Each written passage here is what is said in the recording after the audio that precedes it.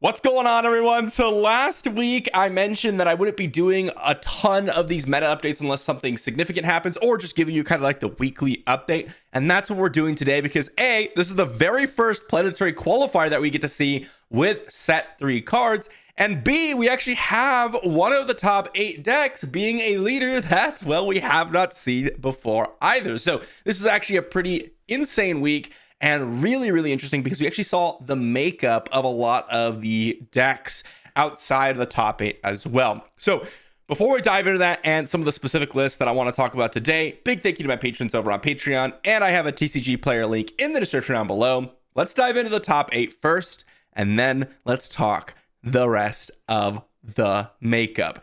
First off, the very number 1 spot, the winner of the planetary qualifier in Bologna. And by the way, this is a planetary qualifier that was postponed from set 2. So it's kind of a little bit of a cheat since most of the set 3 planetary qualifiers start in like January, early January. But because of that cheat, we got to see some set 3 decks. And the first place winner is Cad Bane Tarkentown. Now, mind you, all these previous planetary qualifiers were basically, I want to say like 30-40% boba in the top 8. Like, basically every single time. You would expect to see like 3 Bobo lists every single top 8, but this has 0. So Cad Bane winning, but also we have triple Sabine green.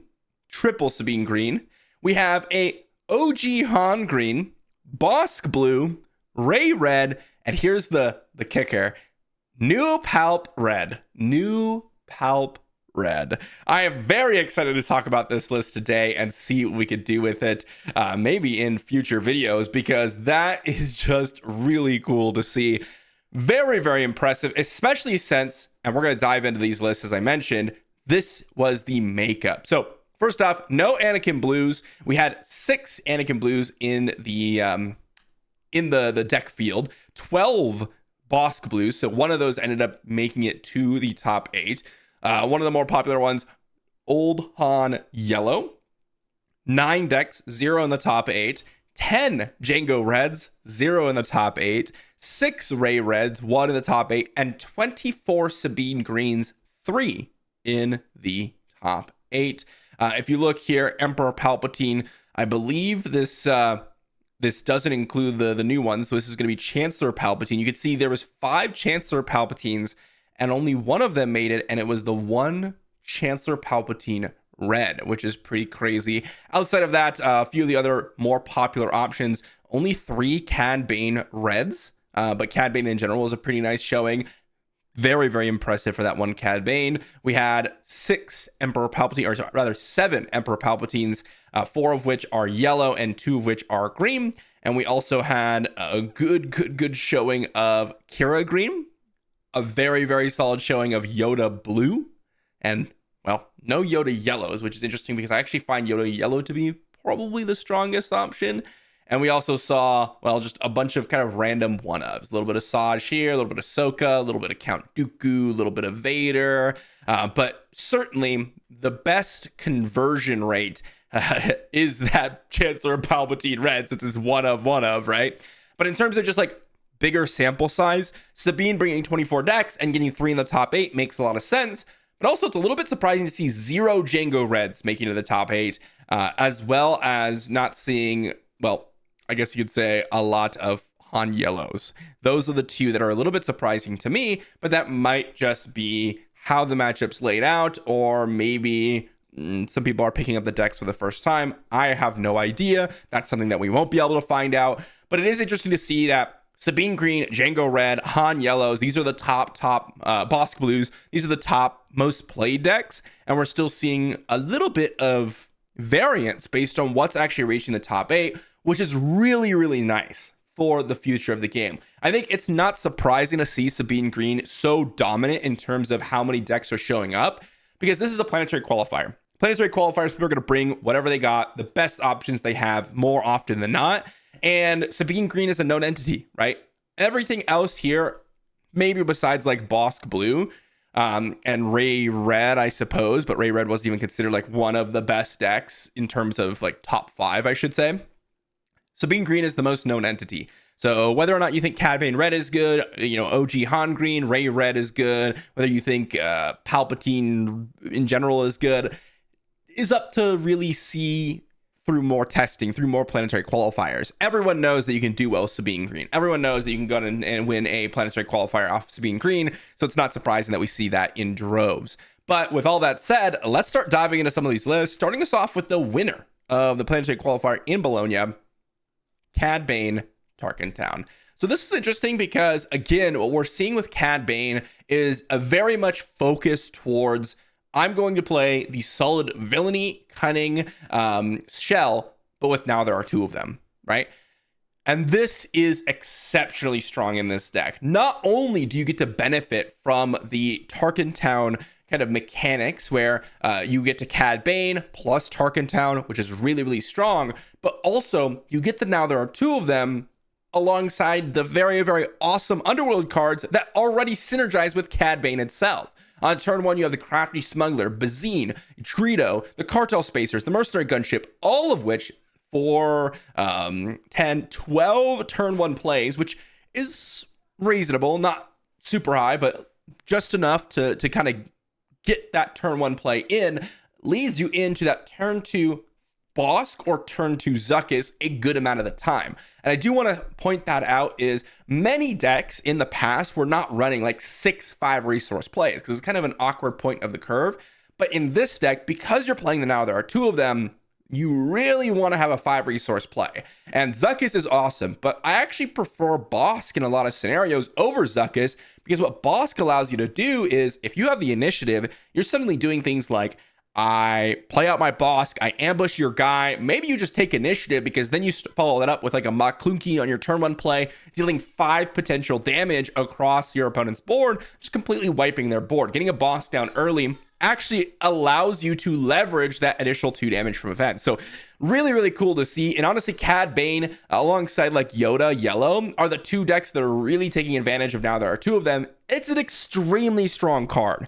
And because Django Red, the space variant rather, has been so popular, we don't get to see as much now there are 2 of them because that, well, realistically, Underworld is the best place to play now there are 2 of them since you have so many good Underworld early plays and the perfect 5 resource Underworld plays as well.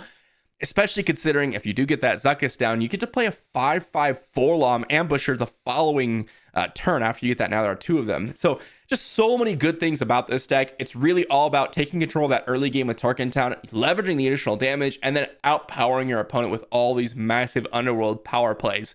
Super, super solid deck. Next up, we got the Sabine Green, and again, only got one of them here on the list because they're all basically the same. All of them vary just slightly, but they all basically don't use any set 3 cards. If we do see it, it's going to be an Admiral Yularen. This one is very much a Rebel Sabine Green. Very much so. I will say we've got 3 Battlefield Marines, 3 Sabines. We've got 3 X-Wings, 3 A-Wings, right? So that totals 12 turn 1 units, including the R2s. That brings it up to 14, but you really don't want to be starting with an R2 on turn 1 in most matchups. So 14 turn 1 units gives you a very, very good shot at getting a turn 1 play, which is one of the most important things about Sabine. Outside of that, very standard curve, right? You got your fleet lieutenants, you got your wing leaders, you got your red 3s. General Dodonna is one of the unique aspects of this particular Sabine list. Some do run it, but if you are going to run it, you really want all of your units to be rebels. And this list, that does happen to be the case, right? We're playing the full 3 of X-Wings, which is not something that we've seen in a long time. Bright Hope is a nice addition as well, mainly for a lot of the space matchups that come into play. I really like the Rebel Assault. This is something that I have gone higher and higher up in set 3. The full 3 of Rebel Assaults in a game or in a meta where you're having a lot of random, like one of Sentinels pop down, or when you're finding yourself being exhausted all over the place, just being able to get in your attacks immediately at the start of a turn is really important, and Rebel Assault does just that. Darksaber, this one's a little bit interesting. If you are expecting a ton of Django Reds, Darksaber gets a little bit weaker. Same with Cad Bane, because they play a lot of like No Good To Me Deads, exhaust things, even some ways to interact with upgrades. But the fact is, Darksaber on Sabine just is so brutal for so many different decks that, to be honest, playing Darksaber just is good enough. And if you end up in a matchup against Django, you can always side those out for like another Bright Hope, another Patrol Wing, or a Patrol Wing dropping in, something like that to kind of get you a little bit more value. So Sabine green, pretty standard, nothing too crazy here, and still solid. Next up, we've got one that we haven't seen in a long time, and I'm still a big fan of this list, which is OG Han green. Now, the important thing to note is this is a list that still can play that Tech DJ combo. In fact, it's arguably better in Han green because you still get access to the combo while still being able to play things like resupply, giving you the option to get that Tech DJ combo down earlier than you otherwise would have. So DJ, yes, he's the double cutting in the smuggle cost, but Tech cheats that cost as we all know. So you could still play a green base while being able to cheat DJ it out early and get that resource stolen, which is really, really sweet. Outside of that, what are we seeing with, well, green added to the pile? A few things that I think are really nice additions. First off, Echo-based Defender, a really nice early Sentinel to deal with some of the more aggressive options, but realistically, the power comes in the space arena and the events. Particularly, U-Wing Reinforcement is an excellent one. This not only gives you the option to go find things like Enfys Nest, Han Solo unit, and things like that, but also on the off chance that you don't get those, you can always pull up, I'm going to get an R2, I'm going to get a Cloud Rider, I'm going to get a DJ, or I'm going to get an Echo-based Defender, which can just completely flood the board.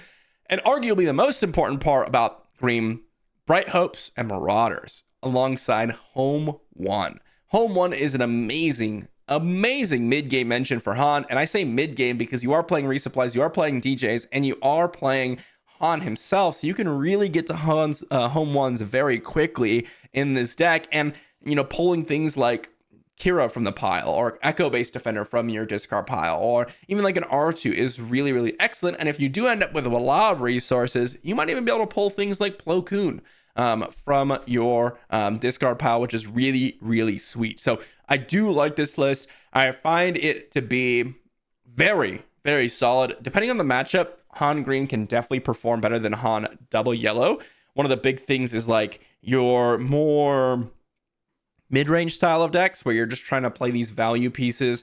A lot of the times they can go ahead and disrupt your Han Solo. Just think of like Anakin Blue, for example. If your opponent plays a Kanan, suddenly that Kanan can just straight up one-shot your Han. This is where things like Home 1s and things like U-Wing Reinforcements can allow you to get back into the game, into that late stage. So I really do find that to be pretty solid. And of course, well, it performed better than any of the Han Yellows today, or rather yesterday. So good work for Han, OG Han green. Next up, we've got Bossk blue, and this one should be no surprise to all of you.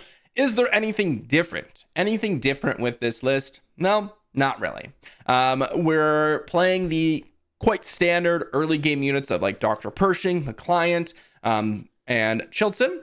Follow that up with late game win cons in Avenger, Crate Dragon, Snoke, and Emperor Palpatine. Really good payoffs, and then just a bunch of removal. Power the Dark Side plus Merciless Contest, Open Fire, Fellow Dragon, Takedowns, Vigilance, Rivals Fall, Super Laser Blast, upgrades in top target, Death Mark to trigger your Bossk effects, and then we've got Perilous Position and Entrenched. I will say, if you're playing a controlling deck, I would very much recommend that you run the full 3 of Perilous Position. I've tried the 2 of, and you might even see a video of that going forward, but Lurking TIE Phantom is still around, and Lurking TIE Phantom is still excellent against these decks. Still very, very good. If we think about it, what cards here can deal with a TIE Phantom? Well, Palpatine doesn't deal with it. Crate Dragon doesn't deal with it. Avenger doesn't deal with it. Merciless Contest, Open Fire, Power the Dark Side, Fellow Dragon, Takedown, Vigilance, Rivals Fall, Super Laser Blast, Bossk ability, none of them deal with TIE Phantom. Perilous Position, Entrenched. And if you get the Snoke down, Snoke also deals with it. But just to give you an idea, if you're not running the full 3 of Perilous Position, I think you definitely should. It's just a solid card on its own, and it can deal with those really, really like, oh my gosh, this card is kind of unbeatable for my neck if I don't have this card. And that's where it's really solid. So pretty good stuff. I will say this deck runs a lot more top end than I normally run. Like 2 Crate Dragons, 2 Snokes, 3 Palpatines. Also, depending on the matchup, Inferno 4 can be good in some matchups versus others. So that might be something for the sideboard if you want to consider that. But they have the Ruthless Raiders, the Crate Dragons in the sideboard as well, which is kind of nice. And Imprisoned. I'm very curious to see if anyone is running Bossk blue out there. What has been your best target for Imprisoned? So losing a bunch of abilities can be good especially let's say one of the good ones is like if your opponent plays like a Snoke for example, but that doesn't actually affect you all that much in Bossk Blue. So in Bossk Blue, what are you really looking at? It could definitely be good for TIE Phantoms, for example, right? You can go ahead and attach it to a TIE Phantom and suddenly it loses all abilities, which can be nice, but curious to hear. Next up, we've got the most exciting list of today, and that is Chancellor Palpatine Tarkin Town. And this one is pretty sweet, I will say.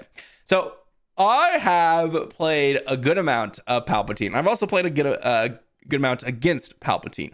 This one is not anything that I really have found myself playing against. It's also not one that I found myself playing really at all, but it does make a decent amount of sense. So we have a space Palpatine deck. We're running basically all the space units that you could possibly want to run.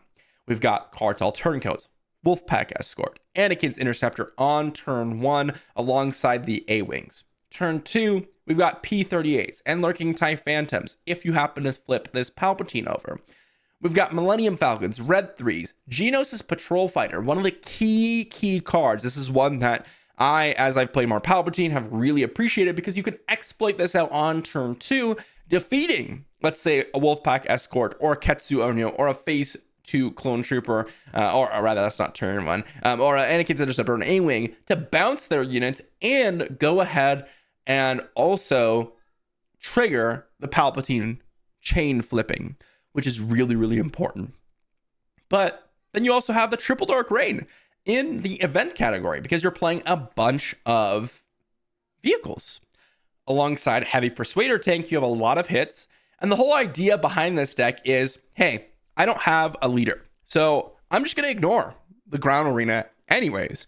And if my ground units die, great. I get to flip Palpatine back and forth. And that's the whole idea, right? Jango as a leader, when he comes down, he's really not like that scary. The most scary thing about Jango coming down is the fact that he can exhaust things, right? It's not about the actual body himself. And honestly, Palpatine flipping back and forth will probably lead you to get a little bit more damage and a little bit more healing.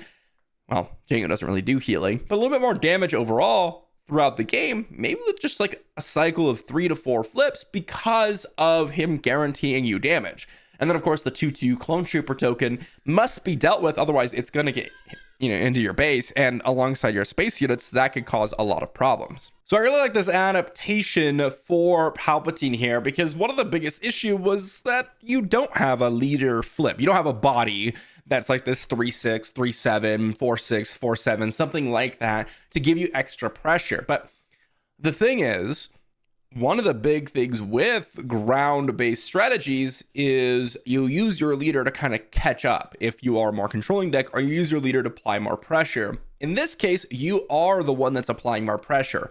Early game Tarkin Town usage, all space strategy, very similar to how Jango works. And then it doesn't really matter if you don't have that body to try to catch up on the ground or put more pressure because you already are putting so much pressure in the space. So this is pretty interesting. And I would love to go ahead and give this a shot, maybe change up a few things, but I am really curious about this. Obviously, No Good to Me Deads, Force Chokes, Triple Dark Raids, all very classic solid units. And, well, it looks pretty sweet. It looks absolutely sweet, and it did top 8. So good work for this player. Then we also got the last one we got to talk about, Ray Red, which is a pretty classic one. Pretty classic. Nothing too crazy going on with set 3. We have zero new cards in the ground arena, 0 new cards in the space arena, 0 new cards in the events, and also very few new cards in the upgrades category, which is Perilous Position being the only one. And I think a lot of people have just been jumping onto this one, realizing how good it is, as we all kind of did after that first tournament took place, or if you've been playing with that card in set 3 at all, you just realize how strong it is. Super versatile, really nice to deal with a lot of the space strategy as well. So generally speaking, this one is the standard Ray Red that you would have expected. A little bit of value, a little bit of force synergy, and all about getting these kind of weaker units in any given scenario a lot stronger because of that experience token from Ray. There is that Razor Crest Perilous Position combination, but outside of that, well, nothing too crazy going on here. It's running Tarkin Town, trying to compete with that early game, and it's going to do so. So, pretty good stuff there. This one's a little bit less exciting, similar to Sabine Green, since it's basically the same list that we have been seeing, albeit with the Perilous Position. But that's going to wrap up the Planetary Qualifier in Bologna. A pretty interesting one, to say the least. And I'm curious to see if there's going to be any other lists that pop up here and are able to actually compete and get to the top 8 slots. I will say we do not have a dominant deck like the Bobas. So there's a very good chance that things like this random Palpatine red actually can pop up again in the future. We actually will be able to see these random one-ofs or these random, I don't want to say like trash decks, but like more high B tier or like low A tier decks that are popping up in the meta because there's not this like immediate deck check. Oh, can you beat a Boba? Because you're going to fight a Boba if you were in set 2 Planetary Qualifiers. You're going to fight Boba, probably multiple Bobas on your way to top 8. And so if your deck is a little bit jankier, a little bit gimmicky, or maybe just like off meta, you still got to beat the universally good Boba Yellows, Boba Greens, and Boba Reds, and Boba Blues that were popping up. And because we don't have that, well, your only big check is, can you beat hyper aggro decks, right? In Sabine Green, I don't even want to say hyper aggro because they really win the game on pose and wreckers, but can you beat aggro decks in like Sabine Green and Django Reds? Or can you recover from the early game Tarkin Towns, which happens very frequently in the meta? And if you're able to do that reasonably well, then you have a shot. And it looks like Palpatine Red, well, it had a shot, and it took it, and it did well. Let me know what you think in the comment section down below. Thanks for watching, everyone, and I'll see you all for the next one.